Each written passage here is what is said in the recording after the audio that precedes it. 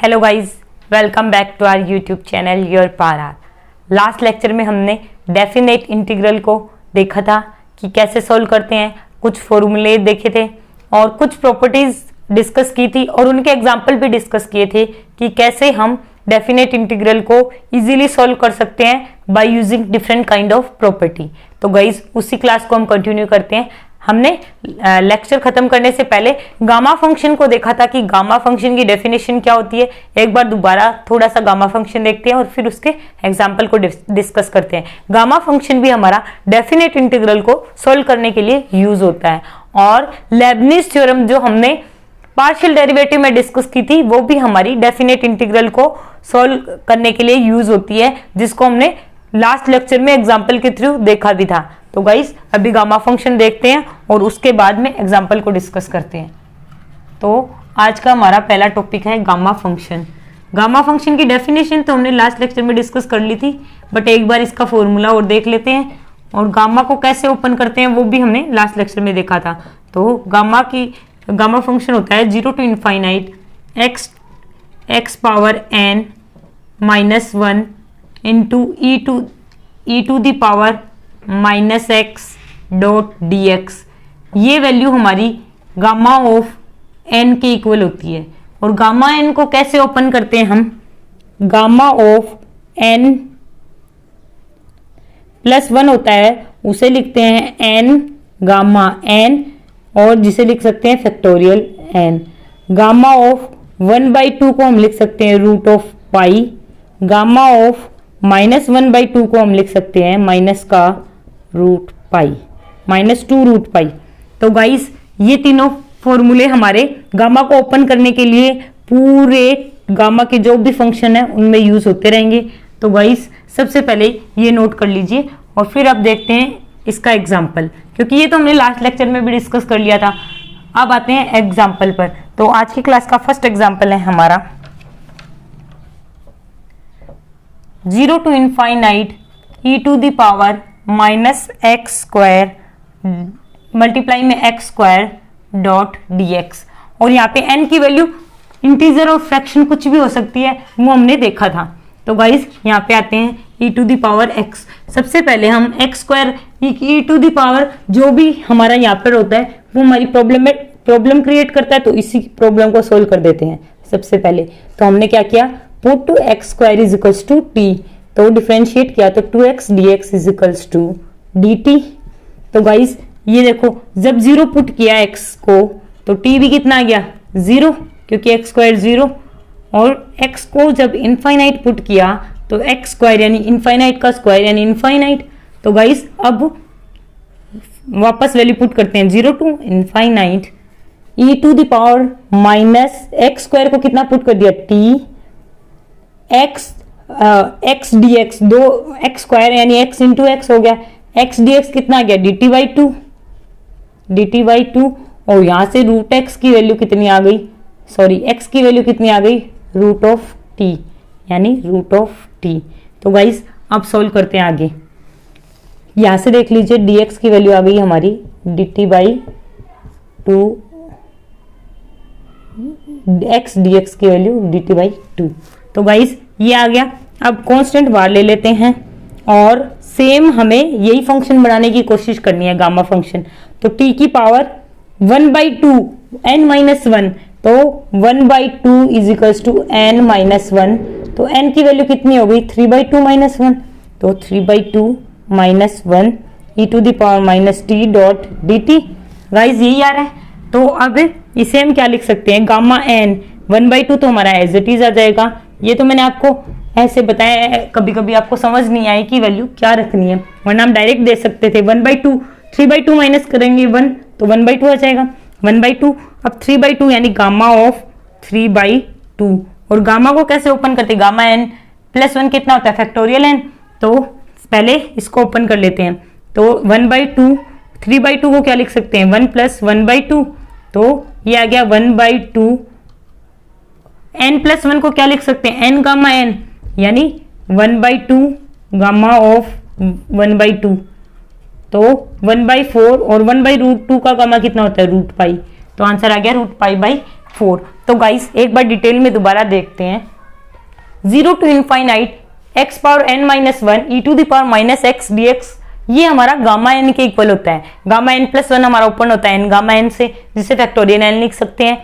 Gamma 1/2 plus का हो तो रूट पाई से ओपन होता है, गामा माइनस 1/2 हो तो -2 रूट पाई से ओपन होता है। गाइज ये देख लेना, गामा का नोटेशन ये होगा, जबकि रूट का नोटेशन यहाँ पर हम इसको कर्ल करते हैं। तो गाइज फिर हमने एग्जांपल देखा e to the power minus x square dot dx।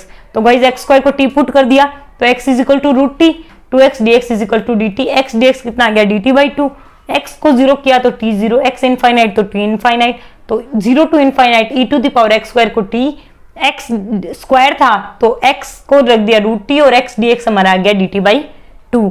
तो गाइज ये हमारा t की पावर माइनस 3/2 माइनस 1 बन गया, तो gamma of 3/2, gamma of 3/2 n gamma n से ओपन होगा n प्लस 1 से, तो 1/2 इंटू गामा 1/2, तो गामा 1/2 हमारा रूट पाई आ गया 1/4 रूट पाई बाई 4। तो गाइस ये नोट कीजिए, फिर हम आगे डिस्कस करते हैं। तो गाइस अब हम अपना नेक्स्ट एग्जांपल डिस्कस करते हैं गामा फंक्शन का।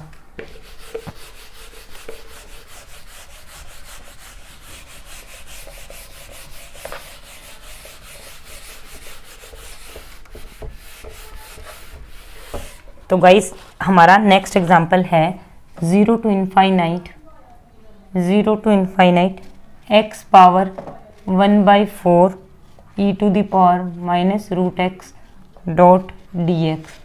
तो गाइस ये वैल्यू हमें फाइंड आउट करनी है।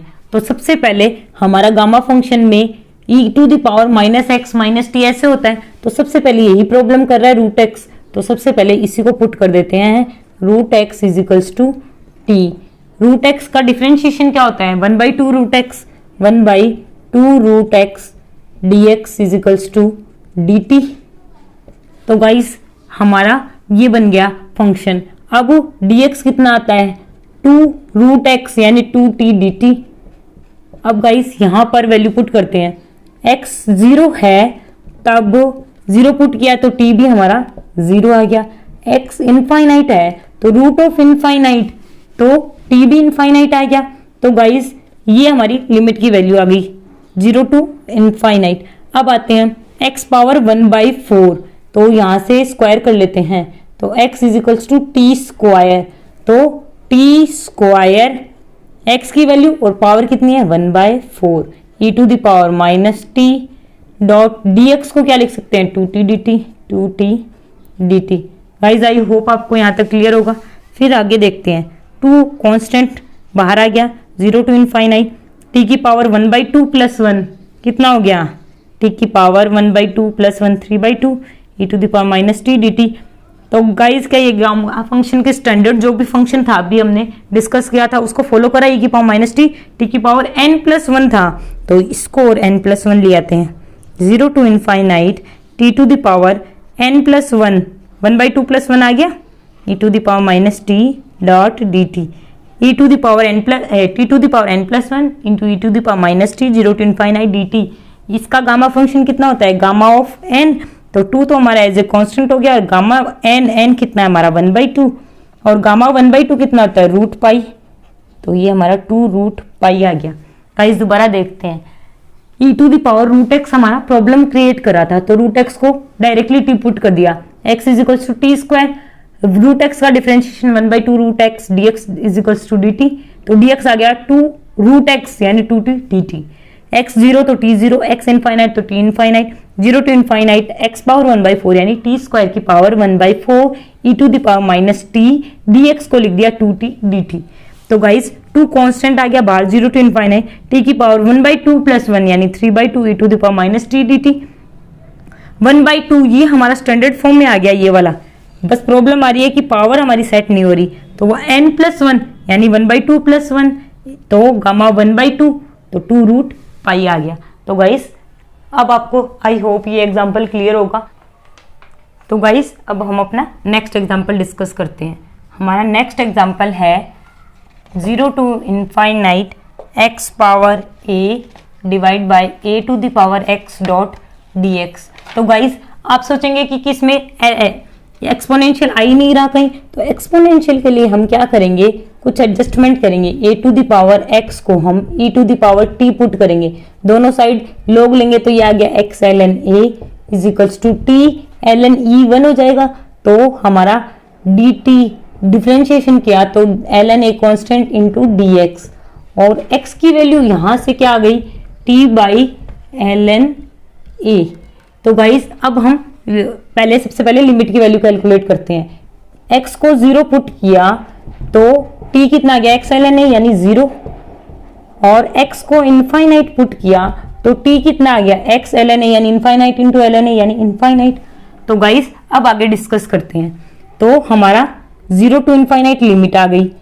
x को क्या लिख सकते हैं, t by l n a, t by l n a to the power कितना a, 1 by a to the power x को क्या लिख सकते हैं, 1 by e to the power t, और डी एक्स को क्या लिख सकते हैं, d t by l n a, d t by l n of A.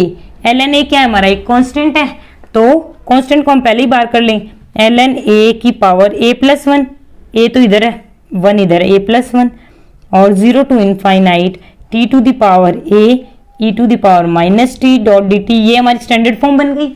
N plus 1 आना चाहिए, तो n प्लस 1 के लिए हम क्या करेंगे, a plus a minus 1 plus 1, तो a माइनस 1 आ गई हमारी पावर।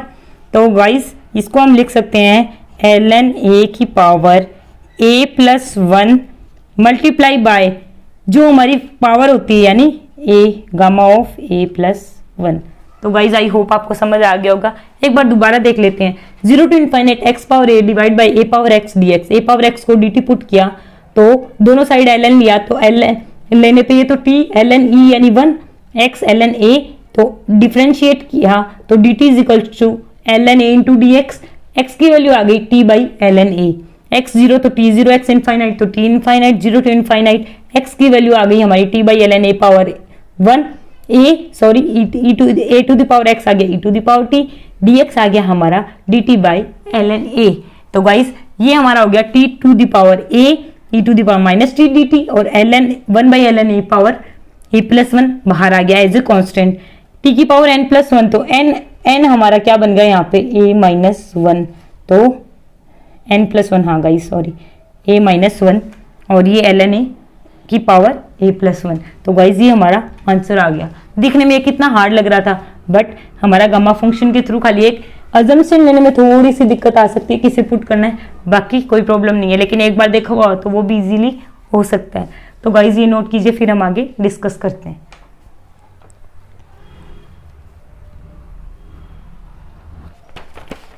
तो गाइस अब हम अपना नेक्स्ट एग्जांपल डिस्कस करते हैं, लेकिन यहाँ पे n माइनस 1 ही होता है गामा फंक्शन में, तो पहले से ही लिखा था a प्लस 1, क्योंकि यहाँ पे n माइनस 1 होता है, तो माइनस 1 एडजस्ट किया तो n कितना रह गया a प्लस 1। तो गाइस आई होप आपको ये एग्जाम्पल क्लियर होगा। फिर हम आगे नेक्स्ट एग्जाम्पल गामा फंक्शन का ही डिस्कस करते हैं। गामा फंक्शन को अप्लाई करना वैसे तो ईजी है, लेकिन कुछ स्टेप कुछ पुट करना तब काफ़ी लेंदी चला जाता है। तो गाइस एक दो एग्जाम्पल पहले इसी की ओर करेंगे।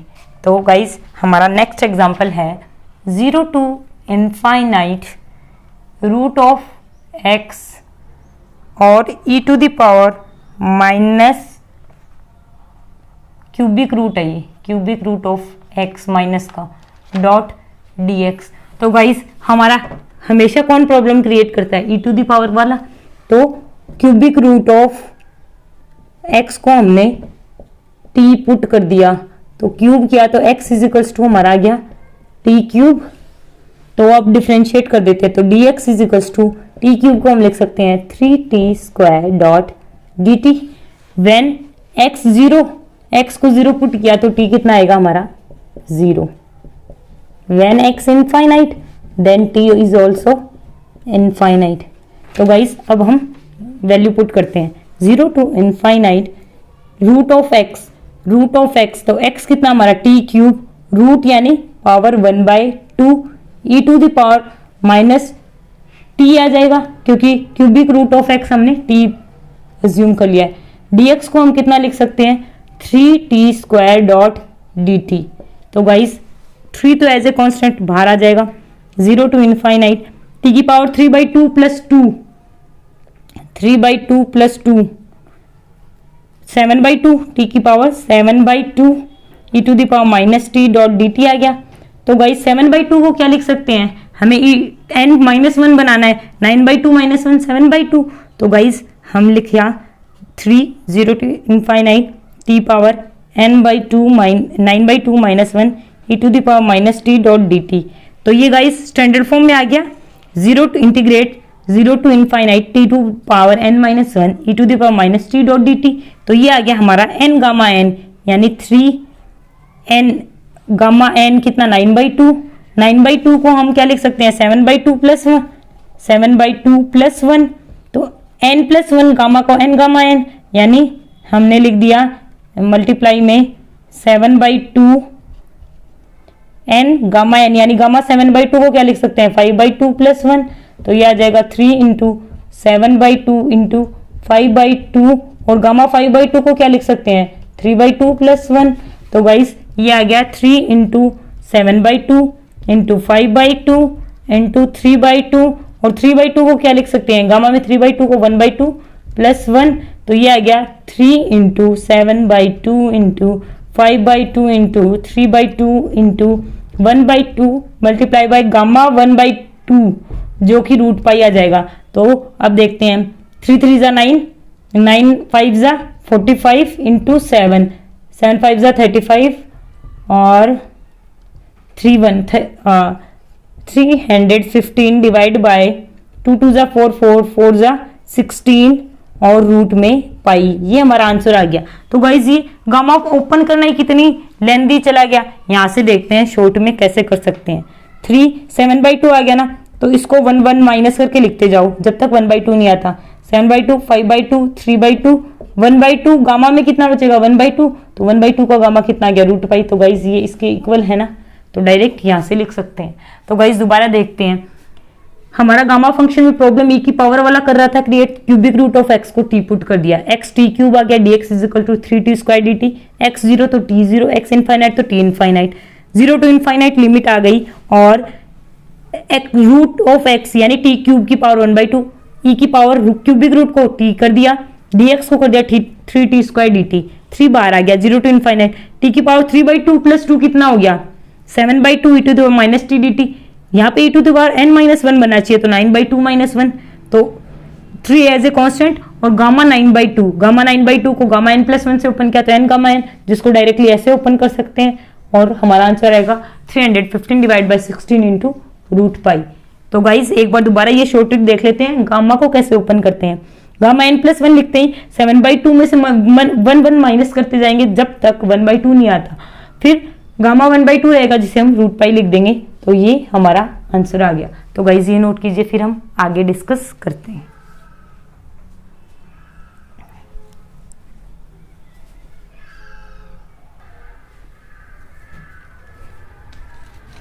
तो गाइज अब हम अपना नेक्स्ट एग्जांपल डिस्कस करते हैं।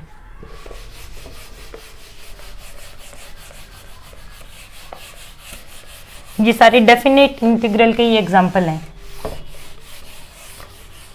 डेफिनेट इंटीग्रल में भी दो टाइप होता है, प्रॉपर और इम्प्रॉपर, उसको भी हम डिस्कस करेंगे। पहले हम एग्जांपल्स देखते हैं। हमारा नेक्स्ट एग्जांपल है 1/√2 pi integration 0 to infinite minus infinite to infinite e to the power minus of x²/2 dot dx। Guys ये वैल्यू हमें फाइंड आउट करनी है। तो गाइस हमने डिस्कस किया था कि यदि लिमिट इंटीग्रेशन में -a to a f of x dx है, यदि f ऑफ माइनस x के इक्वल होगा, तब हम 2 बाहर लाके 0 टू a लिमिट को ट्रांसफॉर्म कर सकते हैं। तो वही केस यहाँ पे है, x को -x किया तो स्क्वायर होके वही रह जाएगा। तो गाइज ये बन गया हमारा 2 बाहर आ गया, √2 पाई डिनोमिनेटर में ऑलरेडी था, 0 to infinite e to the power -x²/2 dot dx। Guys आप सोचेंगे 0 टू इनफाइनाइट लाने की क्या जरूरत थी। अभी अभी हमने डिस्कस किया था कि गामा फंक्शन में लिमिट हमेशा 0 टू इनफाइनाइट ही होगी। तो गाइज ये ऊपर बच गया √2, डिनोमिनेटर में pi, 0 to infinite e to the power -x²/2 dot dx।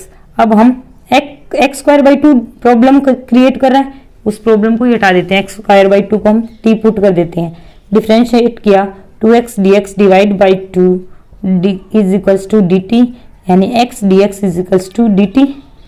तो गाइस हमारा dx कितना हो गया, dt by x, dt by x कितना है हमारा root t, dt by root t. तो गाइस अब हम लिमिट पुट करते हैं, x 0 पुट किया तो t कितना आ गया हमारा 0, सॉरी गाइस एक्स स्क्वायर को किया तो डिवाइड बाई टू तो 2 रूट टी आएगा, x square by two is equals to t है, तो x square is equals to 2t, तो x is equals to root of 2t। तो गाइस यहाँ पे आ गया dx, x dx is equals to dt और dx is equals to dt by x, x is equals to root 2t। तो guys अब हम x 0 put करेंगे, x 0 put करेंगे तो t कितना आएगा हमारा 0, x को इनफाइनाइट करने पर t कितना आएगा हमारा infinite. Did you get my point. अब आते हैं आगे, हमारी वेरिएबल चेंज करते हैं 0 to infinite, root 2 by root pi, root 2 by root pi तो हमारा एज ए कॉन्स्टेंट बाहर रह गया, और e to the power minus x square by two को हमने t पुट कर दिया था, dx हमारा कितना आ रहा है dt by root of 2t, root of 2t, root 2 से रूट 2 कैंसिल हो गया, तो ये बच गया हमारा 1 by root pi 0 to infinite. Gamma function में e to the power minus t होता है, t की पावर माइनस 1 बाई टू आ गया डॉट dt। यहाँ पे n माइनस 1 बनाना है तो माइनस 1 बाई टू को हम n माइनस 1 रख देंगे, तो n इज इक्वल टू कितना आ गया प्लस 1 बाई टू। तो वाइज ऐसे पुट करके भी निकाल सकते हैं, डायरेक्टली भी कैलकुलेट कर सकते हैं। तो 1 बाई रूट पाई इधर रह गया, तो ये आ गया 0 to infinite t to the power 1 by two minus 1, minus 1 by two आ गया e to the power minus t dot d t. ये तो मैं इसलिए बता रही हूँ ताकि आपको n की वैल्यू कैलकुलेट करने में इशू ना हो, यहाँ से आपको कैलकुलेट की हुई होगी ना तो कोई किंतु परंतु नहीं रहेगा कि ये वैल्यू यही आएगी, इसलिए बता रही हूँ। तो 1 बाई रूट पाई और ये आ गया t to the power n minus 1 e to the power minus t d t 0 to infinite, तो ये गामा n कितना हमारा 1 by two, gamma 1 by two root pi, denominator में रूट पाई, तो ये ओवरऑल वैल्यू 1 आ गई। बहुत सी ब्रांचेज में तो ये अदर सब्जेक्ट्स में जैसे ईसी में काम आता है, सिग्नल में भी, कम्युनिकेशन में भी, तो डायरेक्ट स्टूडेंट्स वैल्यू याद रखते हैं। तो गाइस ये आता है 1 by root 2 pi minus infinite to infinite e to the power minus x square by two dot dx। ये वैल्यू कैलकुलेट करनी थी। सबसे पहले हमारी लिमिट की वैल्यू ही प्रॉब्लम क्रिएट कर दी थी, तो सबसे पहले हमने चेंज कर दिया f of minus x F of x के इक्वल है, तो 2 बाहर 0 टू इनफाइनाइट। फिर हमारा प्रॉब्लम क्रिएट कर रहा था e टू द पावर वाला, यानी एक्स स्क्वायर बाई टू, तो एक्स स्क्वायर बाई टू को t पुट कर दिया, तो x की वैल्यू रूट 2t आ गई, x dx हमारा आ गया dt के इक्वल, dx आ गया dt बाई रूट 2t। तो लिमिट की वैल्यू निकाल ली, तो x इनफाइनाइट तो t इनफाइनाइट, x 0 तो t 0, ये वैल्यू पुट कर दी, तो हमें e to the power minus t t to the power minus 1 by two d t 1 by root 2 1 by root pi मिल गया। तो t to the power n minus 1 create करना था, तो 1 by two minus 1 by two आ गया, तो gamma n यानी gamma 1 by two, gamma 1 by two को रूट पाई, तो रूट पाई से रूट पाई कैंसिल, आंसर आ गया हमारा 1। तो गाइस ये नोट कीजिए, फिर हम नेक्स्ट डिस्कस करते हैं।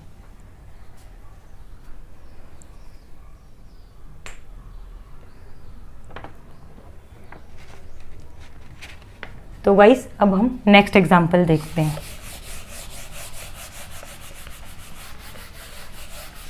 गामा फंक्शन के क्वेश्चन थोड़े थोड़े ट्रिक इधर उधर करके किसी टर्म को बहुत बार एग्जाम में पूछे गए, इसीलिए हम गामा फंक्शन को डिटेल में देख रहे हैं।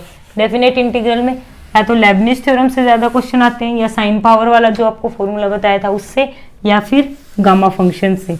तो हम एग्जाम में जिस टॉपिक से ज़्यादा वेटेज होगा उस पर ज़्यादा ध्यान देंगे। तो गामा फंक्शन का हम नेक्स्ट एग्जाम्पल देखते हैं। हमारा नेक्स्ट एग्जाम्पल है 0 to infinite 0 to 1 dx divide by root of minus ln x। ये हमारा क्वेश्चन है 0 to 1 dx by root minus ln x। तो गाइस सबसे पहले हम ln x को क्या पुट करते हैं माइनस t, तो x इज इक्वल्स टू कितना आ गया e to the power minus t। अब डिफ्रेंशिएट कर देते हैं, dx is equals to e to the power minus t का minus of e to the power minus t dot d t. तो guys अब हम वैल्यू पुट करते हैं। व्हेन x जीरो होता है तो ln zero is equal to minus t. ln zero कितना होता है माइनस इनफाइनाइट, ये माइनस माइनस कैंसिल हो जाएगा, टी आ गया हमारा infinite. When x is equal to 1 तो ln 1 is equal to minus t. ln 1 कितना होता है 0, तो t आ गया हमारा 0। तो गाइज हम लिमिट आ गई 0 to 1 थी जो आ गई infinite to 0, infinite to 0। dx को क्या लिख सकते हैं हम, minus of e to the power minus t dot d t. रूट में माइनस ln x को लिख सकते हैं प्लस का minus t, minus minus plus हो जाएगा, प्लस का रूट टी। तो 0 से जब माइनस आता है इंटीग्रेशन में तो हम लिमिट को एक्सचेंज करके माइनस और ला सकते हैं, तो माइनस माइनस प्लस हो जाता है, तो प्लस किया तो लिमिट एक्सचेंज होगी 0 to infinite. E to the power minus t हमारा जो हमारा गामा फंक्शन बताता है डेफिनेशन उसके अकॉर्डिंग सही है। टी की पावर हमारी -1/2 डॉट डी टी। इसे n-1 बनाने के लिए क्या करेंगे 1/2 माइनस 1, 1/2 माइनस 1। तो ये आ गया हमारा गामा n। गामा n कितना होता है 1/2, 1/2 कितनी वैल्यू आती है √π। तो गाइस आई होप आपको समझ आया होगा। ln x को माइनस टी पुट कर दिया, x is equal to e to the power minus t, dx is equal to minus of e to the power minus t dot d t. When x 0 ln 0 minus infinite, और वो minus t के equal यानी t हमारा infinite आ गया। When x is equal to 1 ln 1 0 यानी t हमारा 0 आ गया। तो हमारी लिमिट आ गई इनफाइनाइट टू 0 माइनस dx को हम लिख दिया minus of e to the power minus t dot d t divide by minus ln x का रूट था तो ln x माइनस टी यानी ओवरऑल रूट टी आ गया। तो गाइज ये बन गया हमारे e to the power minus t to the power 1/2 minus 1। तो गामा 1/2 दैट इज √π। तो गाइज ये एग्जाम्पल आप नोट कर लेना। पहले हम एक और एग्जाम्पल डिस्कस करते हैं। तो हमारा नेक्स्ट एग्जाम्पल से पहले हम इम्प्रॉपर इंटीग्रल को देखेंगे। इम्प्रॉपर इंटीग्रल क्या होता है उसको डिस्कस करते हैं। तो इम्प्रॉपर इंटीग्रल डिस्कस करने से पहले आप ये एग्जाम्पल नोट कर लीजिए, फिर हम इम्प्रॉपर इंटीग्रल के बारे में बात करेंगे। इम्प्रॉपर इंटीग्रल्स, तो गाइस ये एग्जाम्पल नोट कीजिए।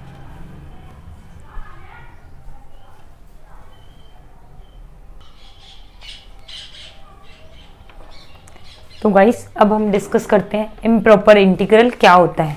इम्प्रॉपर इंटीग्रल्स में दो टाइप होते हैं, first kind of improper integral और second kind of improper integral. तो गाइस हमने देखा इम्प्रॉपर इंटीग्रल एक डेफिनेट इंटीग्रल ही होता है।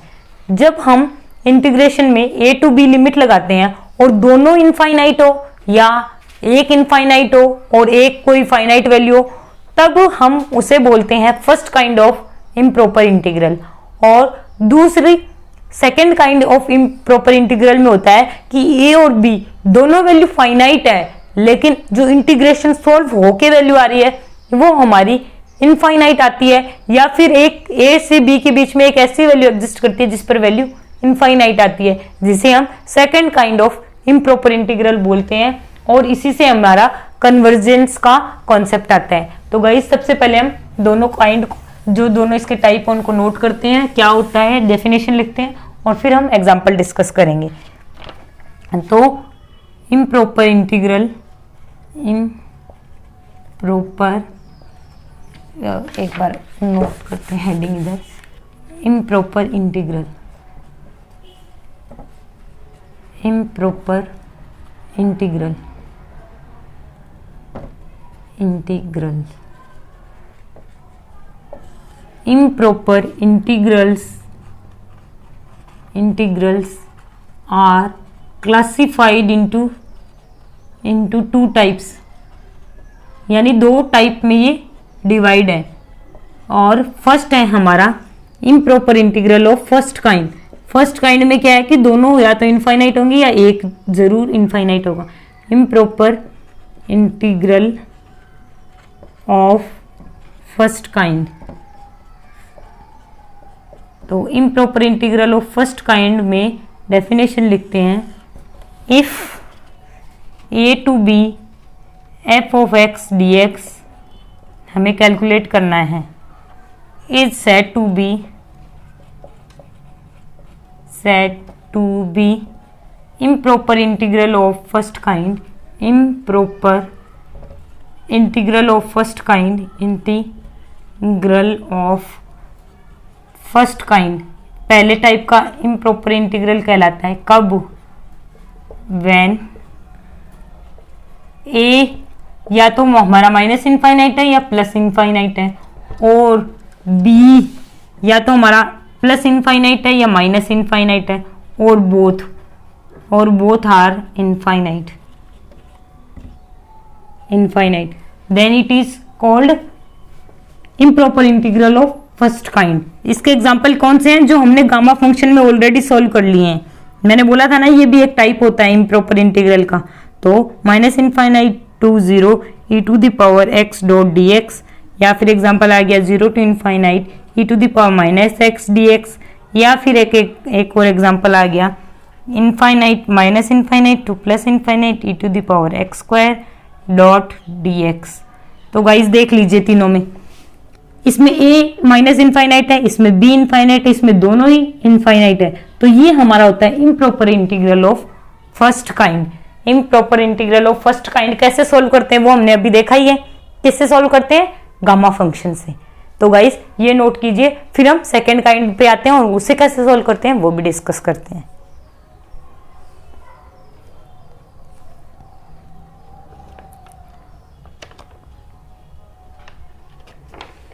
तो गाइस अब हम देखते हैं दूसरा टाइप है improper integral of second kind.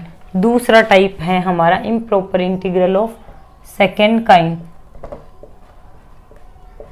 तो इसकी डेफिनेशन सेम ही है कि a to b f of x is said to be improper integral of second kind. Second kind का इम्प्रॉपर इंटीग्रल कहलाता है कब? व्हेन a और b तो दोनों फाइनाइट है, व्हेन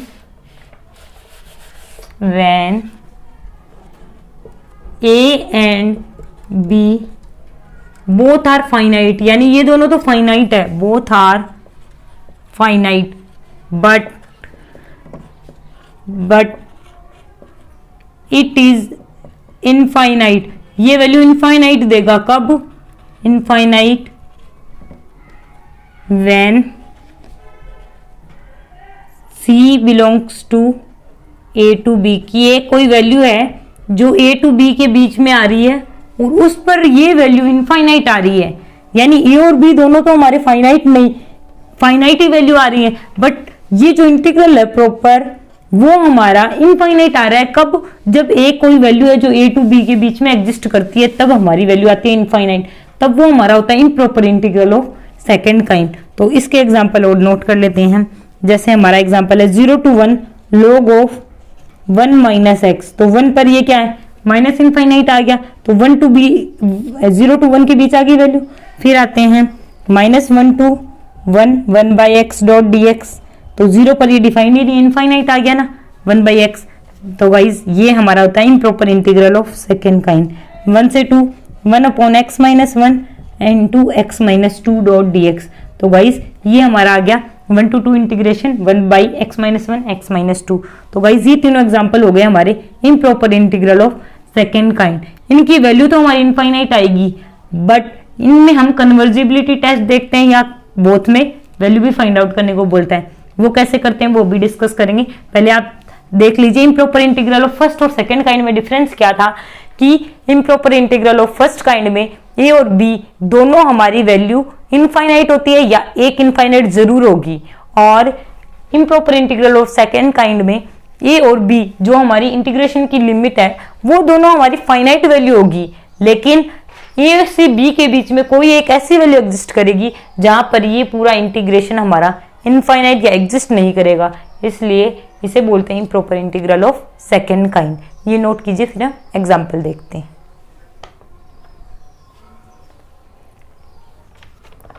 तो गाइस इम्प्रॉपर इंटीग्रल में एक कन्वर्जेंस का कॉन्सेप्ट आता है, उसे और डिस्कस करते हैं। कन्वर्जेंस का मतलब क्या है? कन्वर्जेंस वैसे क्या मीनिंग देता है कि कन्वर्ज हो रहा है, यानी इंटीग्रेशन हमारा किस चीज को बता रहा था? एरिया को बता रहा था।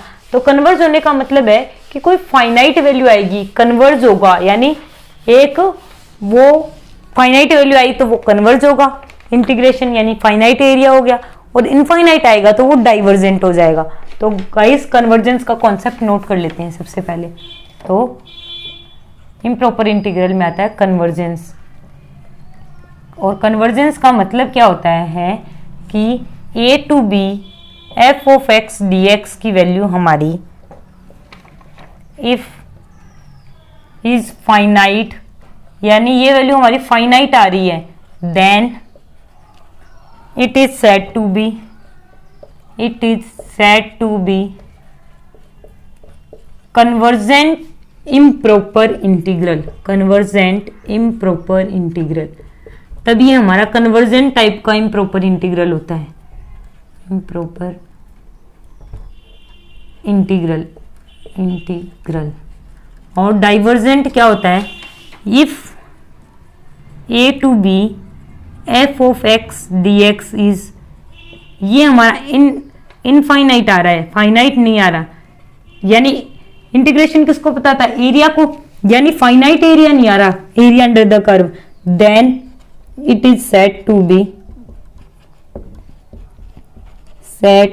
B divergent improper integral, divergent improper integral, improper integral. एक एग्जांपल डिस्कस करते हैं कि कैसे कन्वर्जेंस को हम देखते हैं और डिफाइन करते हैं, फिर हम आगे बढ़ते हैं। हमारा फर्स्ट एग्जांपल है, फाइंड द कन्वर्जेंस ऑफ जेंस of 0 to 3 1 upon x square minus 3x plus 2 dot dx। तो गाइस सबसे पहले डिनोमिनेटर में हमारा क्वाड्रेटिक इक्वेशन है, तो क्वाड्रेटिक इक्वेशन को हम सबसे पहले रैशनलाइज फैक्टराइज कर लेते हैं। तो ये 1 और 2 x minus 1 x minus 2 dot dx।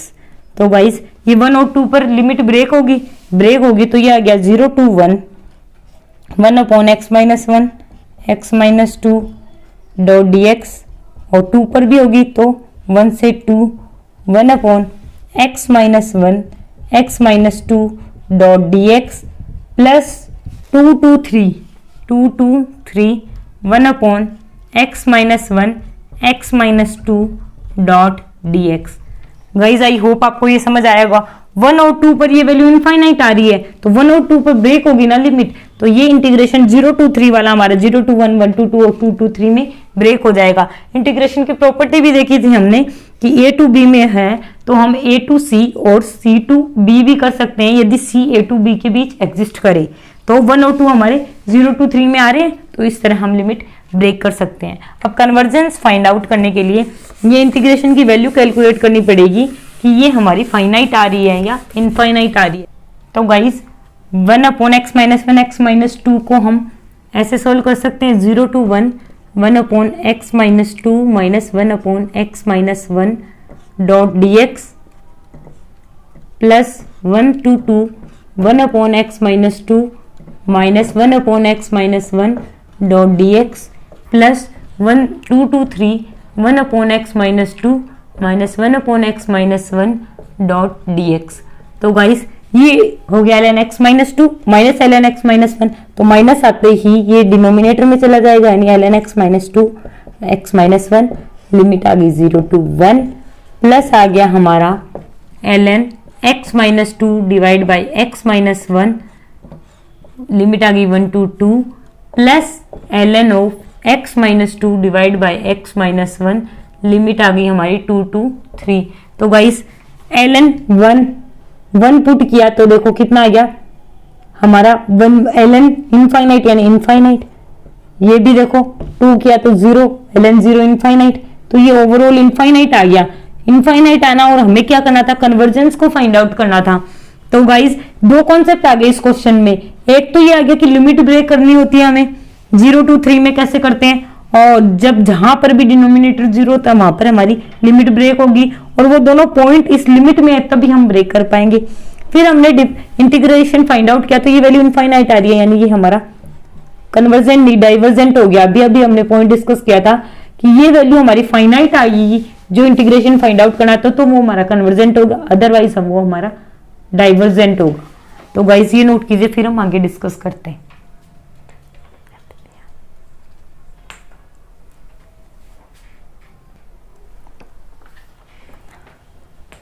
तो गाइस हमने कन्वर्जेंस को देख लिया, कन्वर्जेंस का एग्जांपल भी डिस्कस किया कि कन्वर्जिबिलिटी कैसे फाइंड आउट करते हैं थ्रू इंटीग्रेशन। तो गाइस कन्वर्जिबिलिटी के जो टेस्ट हैं, कन्वर्जेंस कैसे फाइंड आउट करते हैं उसके लिए टेस्ट होते हैं। पहला टेस्ट होता है कंपैरिजन टेस्ट। कंपैरिजन टेस्ट में क्या करते हैं, हमें एक इंटीग्रेशन दे रखा है, उसमें यदि दो फंक्शन को हम अलग अलग रीनेम कर ले कि ये फंक्शन हमारा एफ है, ये जी है, तब हम उनमें से किसी एक की कन्वर्जिबिलिटी या कन्वर्जेंस या डाइवर्जेंस फाइंड आउट करके दूसरे की कन्वर्जेंस और डाइवर्जेंस को कैसे बता सकते हैं। दोनों काइंड ऑफ इंटीग्रल में, इम्प्रॉपर इंटीग्रल दो टाइप की थी उनमें, वो हम डिस्कस करते हैं। तो सबसे पहले हम कंपैरिजन टेस्ट के थ्रू देखते हैं कि कन्वर्जेंस कैसे फाइंड आउट करते हैं। तो अब हम डिस्कस करते हैं कंपैरिजन टेस्ट। कंपैरिजन टेस्ट का हमारा मेथड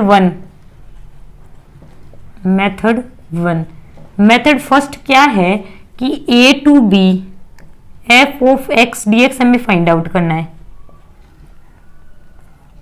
एक मिनट गाइस, दो फंक्शन है ना, कंपैरिजन करना है। तो जैसे f ऑफ x है हमारा, वो एक फंक्शन है जो हमारा 0 टू gx के बीच में लाई कर रहा है। If f of x lies between 0 to gx for all x in a to b के बीच में fx है, वो पूरा हमारा 0 टू gx के बीच में लाई कर रहा है। And a to b g of x dx, ये हमारी वैल्यू क्या है, ये जो इंटीग्रेशन है ना वो इज कन्वर्जेज और डाइवर्ज, कन्वर्ज और डाइवर्ज, या तो कन्वर्ज कर रहा है या डाइवर्ज हो रहा है, डाइवर्ज। देन यदि ये कन्वर्ज या डाइवर्ज हो रहा है तो हमारा a टू b में f of x dx is also converge और डाइवर्ज, कन्वर्ज और डाइवर्ज। इसका मतलब क्या है गाइस, मैं आपको एक्सप्लेन करती हूँ। कंपैरिजन हो रहा है, यदि हमारा fx 0 टू gx के बीच में है सब वैल्यूज के लिए, जो भी हमारी इंटीग्रेशन की लिमिट है a टू b में, और यदि a टू b में gx का जो इंटीग्रेशन है वो हमारा या तो कन्वर्ज कर रहा है या डाइवर्ज हो रहा है, तो हमारा a to b fx dx already converge या डाइवर्ज होगा। इसका मतलब क्या है, ये कन्वर्ज हुआ तो ये भी कन्वर्ज होगा, ये डाइवर्ज हुआ तो ये भी डाइवर्ज होगा। तो गाइस ऐसे फाइंड आउट करना है, इसे बोलते हैं कंपैरिजन टेस्ट। कंपैरिजन क्या है ना, हमने gx इजी था कोई फंक्शन जो कि हमारा fx को बता रहा है कि वो 0 टू gx के बीच में है, तो gx का फाइंड आउट कर लिया और हमने fx का कंपैरिजन से बता दिया। इसी में हमारा मेथड 2 है, ये तो मेथड 1 है, ये तो दोनों के लिए है, भले इम्प्रॉपर इंटीग्रल हो फर्स्ट काइंड हो भले सेकंड काइंड हो। अब देखते हैं मेथड 2 जो दोनों के लिए अलग अलग है। For first kind of improper integral, for first kind of improper integral, improper integral यानी first kind of improper integrals के लिए हम कैसे कंपैरिजन टेस्ट लगाते हैं वो हम देखते हैं। सबसे पहले हम पूरा पॉइंट नोट करते हैं, फिर मैं आपको एक्सप्लेन करती हूँ। If fx and gx are two, if fx and gx are two positive function, two positive functions यानी दोनों पॉजिटिव फंक्शंस हैं, सच दैट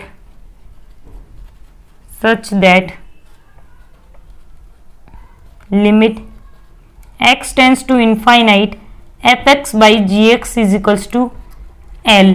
ये वैल्यू हमारी फाइनाइट और नॉन जीरो है, यानी फाइनाइट और नॉन जीरो। नॉन जीरो हमने क्यों कंसीडर की है, क्योंकि जीरो आने का मतलब क्या होगा कि gx हमारी नीचे वाली वैल्यू इनफाइनाइट होगी तभी जीरो आएगा। तो गाइस यदि fx gx दो पॉजिटिव फंक्शन है और limit x tends to infinite fx by gx कोई वैल्यू आ रही है जो कि हमारी फाइनाइट और नॉन जीरो है, तब दोनों फंक्शन साथ में या तो कन्वर्ज होंगे या साथ में ही डाइवर्ज होंगे। ऐसा कभी नहीं होगा कि fx कन्वर्ज है gx डाइवर्ज है, दोनों साथ में ही डाइवर्ज होंगे और साथ में ही कन्वर्ज होंगे। तो गाइस ऊपर लिखती हूँ इस पॉइंट को, then a to b fx dx ये वैल्यू and a to b gx dx both value converge और डाइवर्स टुगेदर, कन्वर्ज और डाइवर्स टुगेदर, यानी साथ में ही कन्वर्ज होंगे और साथ में ही डाइवर्ज होंगे। तो गाइस सबसे पहले कंपैरिजन टेस्ट में मेथड 1 देखा कि कोई एक फंक्शन एफ है, उसकी कन्वर्जिबिलिटी हमें फाइंड करने में डिफिकल्टी हो रही है, तो हमने कोई एक जी फंक्शन लिया, एफ की वैल्यू 0 to gx में की लाई, लेकिन किसके लिए, जो भी हमारी लिमिट थी इंटीग्रेशन की उसके लिए, तो हम a to b gx की वैल्यू फाइंड आउट करेंगे इंटीग्रेशन की। यदि वो कन्वर्ज हो रहा है तो fx भी हमारा कन्वर्ज होगा, यदि gx हमारा डाइवर्ज हो रहा है तो fx भी डाइवर्ज होगा। अब सेकंड मेथड है वो दोनों टाइप ऑफ इम्प्रॉपर इंटीग्रल के लिए अलग अलग है। यदि first kind of improper integral है और दोनों फंक्शन हमारे पॉजिटिव हैं, तब हम देखेंगे limit x tends to infinite fx by gx। यदि हमारा फाइनाइट और नॉन जीरो आ रहा है तो ये दोनों वैल्यू या तो साथ में ही कन्वर्ज होंगी या साथ में ही डाइवर्ज होंगी। ऐसा कभी नहीं होगा कि fx कन्वर्ज हो तो gx डाइवर्स, fx डाइवर्स तो gx कन्वर्ज, दोनों साथ में ही कन्वर्जेंस दिखाएंगे और दोनों साथ में ही डाइवर्जेंस दिखाएंगे। तो मेथड 2 का second type of improper integral के लिए कैसे लगता है वो भी डिस्कस करते हैं। पहले आप ये पॉइंट नोट कर लीजिए।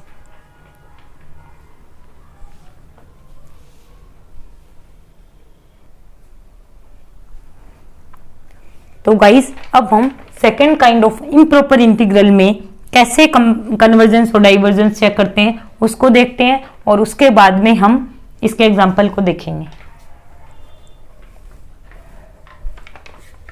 तो गाइस मेथड 2 में हम देखते हैं, ये फर्स्ट काइंड का एज इट इज रखते हैं और सेकेंड काइंड का नोट कर लेते हैं ताकि हम दोनों में कंपेयर कर पाएं कि कैसे हम फाइंड आउट करते हैं। For second kind of improper integral, second kind of improper integral,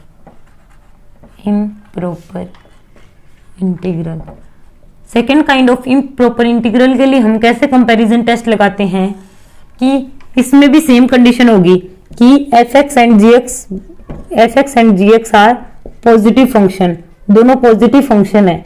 तब हम क्या करेंगे, उसमें क्या कर रहे थे, limit x tends to infinite पर लिमिट फाइंड आउट कर रहे थे, लेकिन सेकेंड काइंड में क्या होता है, हमारी फाइनाइट वैल्यू आती है। तो if fx is equals to fx tends to infinite as x tends to a, कि x टेंड्स टू a पर fx हमारा इनफाइनाइट है, such that limit x tends to a fx by gx is equals to हमारा कोई एक l value आ रही है जो कि क्या है, फाइनाइट भी है और नॉन जीरो भी है, फाइनाइट और नॉन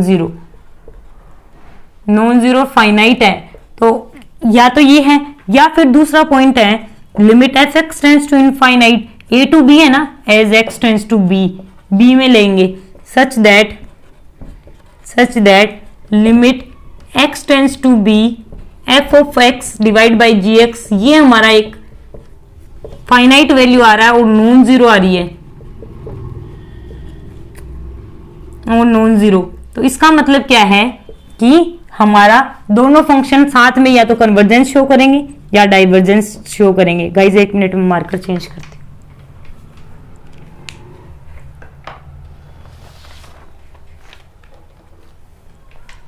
तो दोनों फंक्शन हमारे साथ में कन्वर्जेंस और डाइवर्जेंस शो करेंगे। तो limit a to b f of x dx and a to b g of x dx both are convergent और divergent together, convergent and divergent together, या तो साथ में कन्वर्जेंट होंगे या साथ में ही डाइवर्जेंट होंगे। तो गाइस दोबारा देखते हैं। मेथड 2 कहता है first kind of improper integral होगा तो दोनों पॉजिटिव होने चाहिए और x टेंड्स टू इनफाइनाइट, क्योंकि इसमें तो दोनों लिमिट या एक लिमिट पक्का इनफाइनाइट होगी। ये दोनों limit x tends to infinite पे fx बाई gx कोई हमारी फाइनाइट वैल्यू आ रही है और नॉन जीरो आ रही है, तो दोनों एक साथ ही या तो कन्वर्जेंस शो करेंगे या डाइवर्जेंस। और second kind of improper integral में क्या होता है, यदि दोनों पॉजिटिव फंक्शन है और f x tends to infinite आ गया as x tends to a, और एक्स टेंस टू ए पर f x by g x कोई फाइनाइट वैल्यू आ रही है, नॉन जीरो आ रही है। F x infinite, f x tends to infinite है when x tends to b, but limit x tends to b f x by g x कोई finite और नॉन जीरो वैल्यू आ रही है, तो दोनों साथ में कन्वर्जेंट और डाइवर्जेंट शो करेंगे। तो गाइस आप ये नोट कीजिए, फिर हम एग्जांपल्स देखते हैं कि कन्वर्जेंट और डाइवर्जेंट के जो कंपैरिजन टेस्ट है वो कैसे हम अप्लाई करते हैं क्वेश्चन पर। तो गाइस पहले ये नोट कीजिए।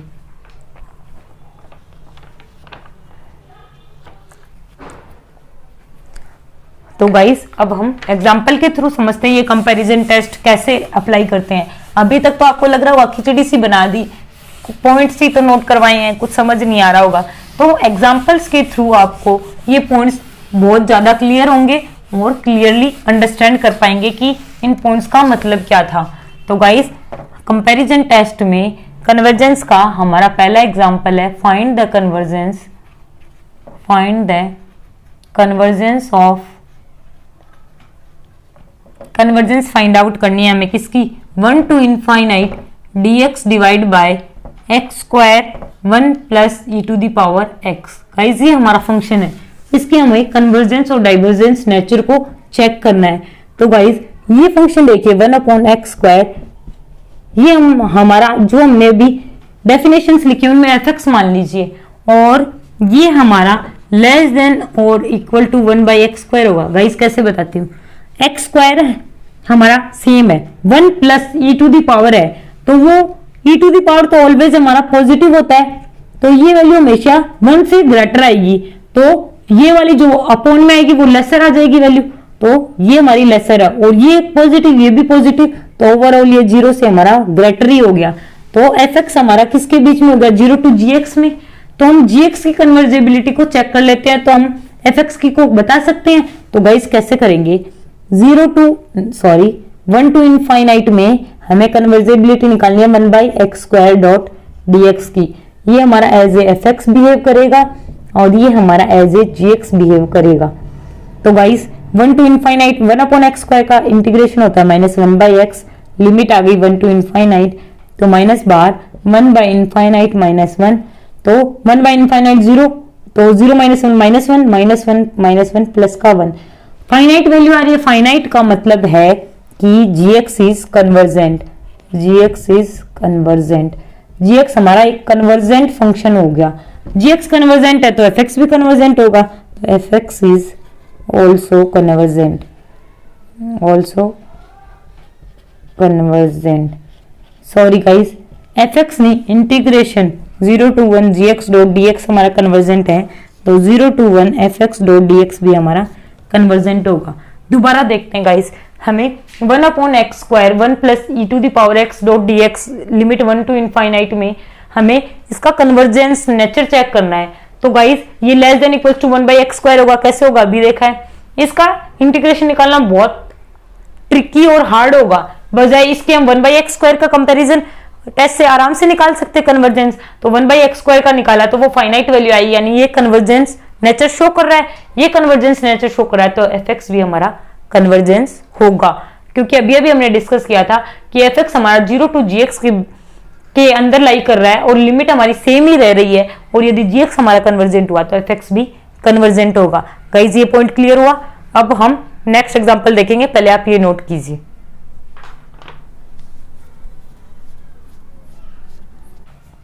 तो गाइस अब हम आज की क्लास का लास्ट एग्जांपल कन्वर्जेबिलिटी वाला डिस्कस करते हैं और फिर आज की क्लास को बाइंड अप करते हैं। हो सका तो नेक्स्ट लेक्चर में हम लीनियर अलजेब्रा स्टार्ट करेंगे, अदरवाइज हम जो प्रीवियस ईयर क्वेश्चन सीरीज बची है उसको आपके लिए लेकर आएंगे। तो गाइस अब डिस्कस करते हैं हमारा नेक्स्ट एग्जांपल। इसके बाद होना तो मल्टीपल इंटीग्रल चाहिए, लेकिन मल्टीपल इंटीग्रल के लिए मुझे क्राउड चाहिए। जब हमारे चैनल पर क्राउड आएगा तब हम उसको डिस्कस करेंगे, क्योंकि उसमें बहुत सारे बच्चों को लाइव ही समझ आएगा, लाइव बहुत सारे लोग डाउट लेंगे। अभी के लिए हम लीनियर अलजेब्रा को स्टार्ट करेंगे। तो गाइस आज का लास्ट एग्जांपल है हमारा फाइंड द कन्वर्जेंस ऑफ